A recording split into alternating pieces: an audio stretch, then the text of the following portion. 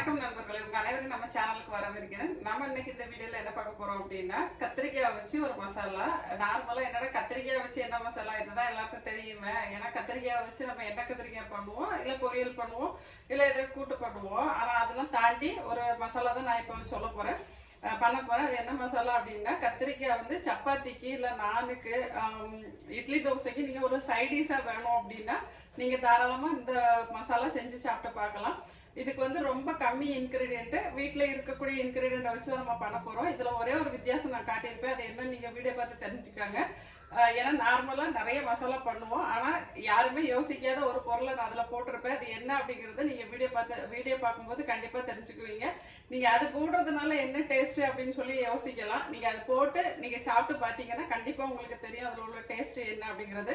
ஏன்னா இந்த கத்திரிக்காய் மசாலா வந்து நீங்க ஹோட்டல்ல எல்லாம் அதிகமா சாப்பிட்டுருக்க மாட்டீங்க. ஹோட்டல்ல வந்து வெரைட்டி மசாலா கிடைக்கும், ஆனா கத்திரிக்காய் மசாலா நீங்க சாப்பிட்ருக்கீங்களா அப்படிங்கிறது எனக்கு அதிகமா தெரியல. ஏன்னா நான் இது வரைக்கும் ஹோட்டல்ல போயிட்டு இந்த கத்திரிக்காய் மசாலா எங்கேயுமே சாப்பிட்டதில்லை, மற்ற எல்லாமே ட்ரை பண்ணி பார்த்துருக்கேன்.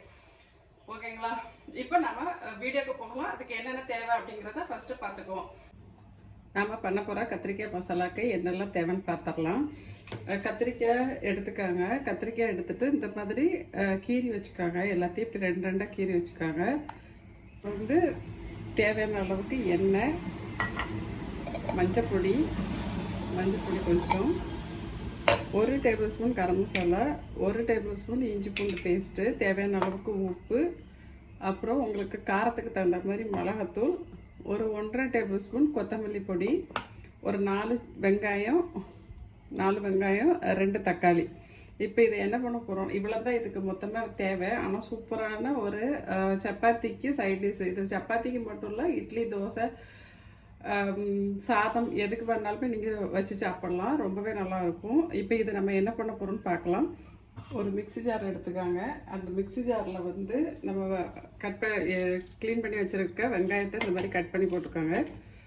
இது வந்து எதுக்குன்னா நம்ம அரைச்சி தான் பண்ண போகிறோம். மசாலா வந்து நமக்கு நல்லா திக்காக வேணும், அதே மாதிரி கொலன்னு இருக்கணும். அப்படின்னா நீங்கள் அரைச்சி போட்டிங்கன்னா தான் நல்லாயிருக்கும். வதக்குன்னா அந்த அளவுக்கு இதுவாக இருக்காது, ஏன்னா வெங்காயம் கொஞ்சம் தெரியும். வெங்காயம் சுத்தமாக தெரியக்கூடாது. வெங்காயம், தக்காளி ரெண்டையும் போட்டு நல்லா நைஸாக அரைச்சி எடுத்துக்குவோம். அந்த மாதிரி பேஸ்ட்டாக அரைச்சி எடுத்தாச்சு. இப்போ பார்த்தீங்கன்னா தெரியும், நல்லா பேஸ்ட்டாக இருக்கும். இப்போ நாம் எப்படி பண்ணுறதுன்னு பார்க்கலாம். இது எண்ணெய் ஊற்றிட்டு நம்ம இதில்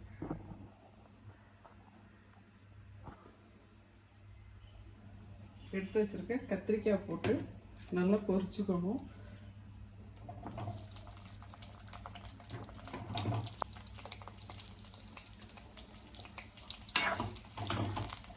இது நல்லா சூடானதுக்கு அப்புறம் போட்டிங்க அப்படின்னா ஃபுல்லாகவே தெரிக்கும். அதனால கொஞ்சம் முன்னாடியே போட்டுருங்க. போட்டிங்கன்னா அந்த அளவுக்கு எண்ணெய் தெரிக்கிறது. இது நல்லா வதங்கணும், நல்லா வதக்கி எடுக்கணும். இதை கலர் வந்து நல்லா சேஞ்ச் ஆகும். இந்த பர்பிள் கலரில் இருந்து வேறு ஒரு மாதிரி கலருக்கு மாறும். அது வரைக்கும் நல்லா வதக்கி எடுத்துக்கோங்க.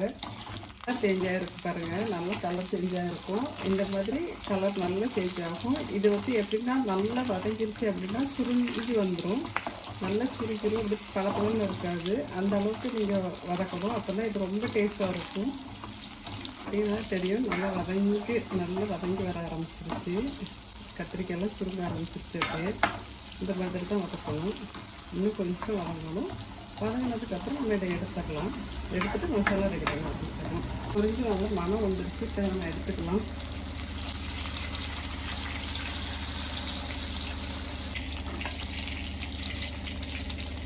இது மாதிரி எல்லாத்தையும் பொரிச்சு எடுத்து வச்சுக்கோங்க. இப்போ இதே எண்ணெயில் நாம் வந்து அரைச்சி வச்சுருக்க வெங்காயம், தக்காளி அந்த பேஸ்ட்டை வந்து ஊற்றிக்கிறோம்.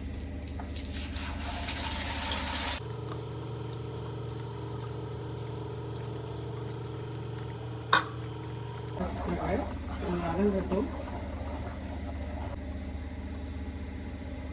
இப்போ இது எப்படி இருக்குன்னு பார்ப்போம். இப்போ நீங்கள் பார்த்தீங்கன்னா தெரியும், வச்சுட்டு ஓப்பன் பண்ணும்போது அந்த அளவுக்கு தெரிக்கல. எல்லாம் கொஞ்சம் திக்காக ஆரம்பிச்சிச்சு. கலர் நல்லா சேஞ்ச் ஆகிட்டு பாருங்கள். இன்னும் தெரிக்குது. இன்னும் கொஞ்சம் நேரம் மூடி வச்சுருவோம்.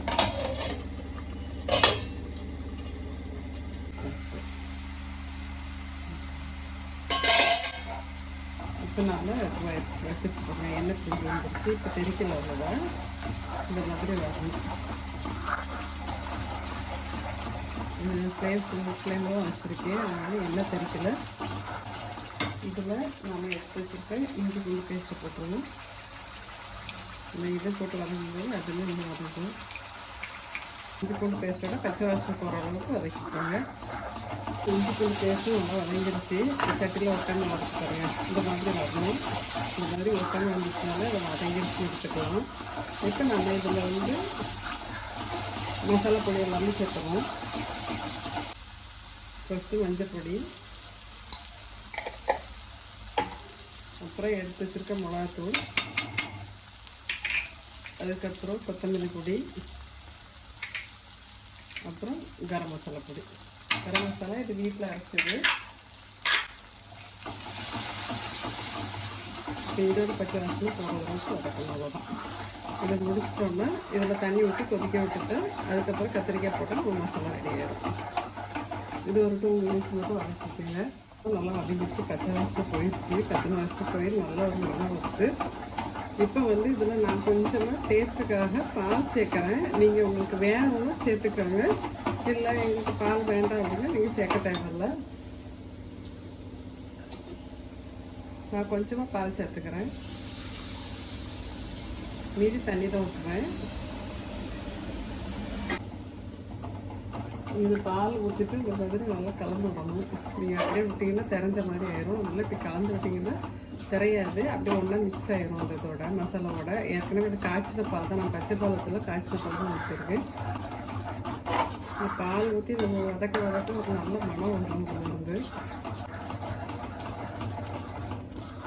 இப்போ இதில் நம்ம தேவையான அளவுக்கு உப்பு போட்டுருவோம். உப்பு போடலை இது வரைக்கும். இப்போ தான் நான் உப்பு போடுறேன் ஃபஸ்ட்டு. உங்களுக்கு எந்த அளவுக்கு தேவை அந்த அளவுக்கு உப்பு போட்டுக்காங்க. உங்கள் டேஸ்ட்டுக்கு தகுந்த மாதிரி உப்பு சேர்த்துக்கணும். அதையும் நல்லா வதக்கிக்கோங்க. நல்லா மிக்ஸ் பண்ணி விட்டுட்டு அதுக்கப்புறம் நாம் வந்து தண்ணி ஊற்றிக்கலாம். இப்போ பால் அதை மசாலாவோட நல்லா மிக்ஸ் ஆகிடுச்சு. அது எப்படி தெரியும்னா இந்த மாதிரி வர ஆரம்பிக்கும்.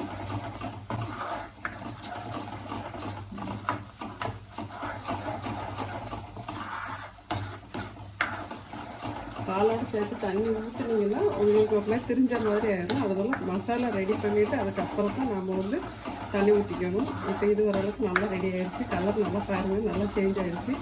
இப்போ நம்ம இதில் தண்ணி ஊற்றிக்கலாம். உங்களுக்கு எந்த அளவுக்கு திக்னஸ் வேணுமோ அந்த அளவுக்கு திக்னஸுக்கு தண்ணி ஊற்றிக்கோங்க.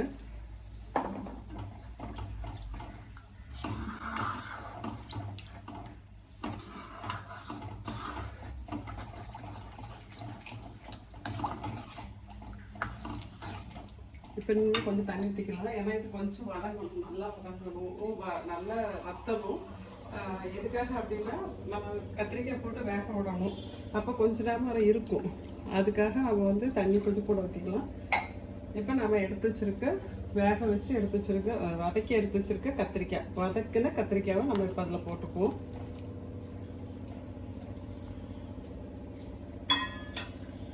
கத்திரிக்காய் போட்டு ரொம்ப கலக்காமல் இந்த மாதிரி மிக்ஸ் பண்ணிவிட்டு ஒரு மூடி போட்டு வச்சுருங்க. இது ஒரு 10லேருந்து 15 நிமிஷம் ஆகும் உங்களுக்கு ரெடி ஆகிறதுக்கு. அது வரைக்கும் நீங்கள் வெயிட் பண்ணணும். மூடி போட்டு சிம்மில் வச்சு விட்ருங்க. அதாவது கொதி வர்றது வரைக்கும் நீங்கள் பெரிய தீ வச்சுக்கலாம். கொதி வந்தோடனே சிம்மில் வச்சு விட்டுட்டு மூடி விட்டுட்டீங்க அப்படின்னா உங்களுக்கு நல்லாவே மசாலா ரெடி ஆகிடும். இந்த மசாலா ரெடி ஆகுது எப்படின்னா இந்த மேலே வந்து ஃபுல்லாக எண்ணெய் அப்படியே மிதந்து வரும். அதுதான் மசாலா ரெடி ஆகிறதுக்கு அர்த்தம். இப்போ வந்து இதை கொதிக்க வச்சுருவோம். இப்போ இது கொதிச்சுட்டே இருக்கட்டும். இதை வந்து தண்ணி கலந்தாச்சு, நம்ம கத்திரிக்காய் போட்டாச்சு. நல்லா கொதிக்க வரைக்கும் நீங்கள் ஓப்பனில் வச்சுக்கோங்க. நல்லா கொதி வந்ததும் ஒரு மூடியை போட்டு சிம்மில் வச்சு விட்ருங்க. அது நல்லா திக்காகணும். மசாலா அதாவது கத்திரிக்காயில் மசாலா ஏறணும், மசாலாவும் திக்காயிரும். அப்போ வந்து என்ன ஆகும்னா எண்ணெய் நல்லா பிரிஞ்சு மேலே வரும். அந்த எண்ணெய் பிரிஞ்சு வந்தோன்னா நம்ம ஸ்டவ் ஆஃப் பண்ணிவிட்டு மசாலாவை எடுத்துடலாம். இப்போ இது வேகட்டும். இப்போ இதை நல்லா கொதிச்சிச்சு. இதை மூடி வச்சுருவோம். மூடி வச்சுட்டு சிம்மில் வச்சு விட்டோம்னா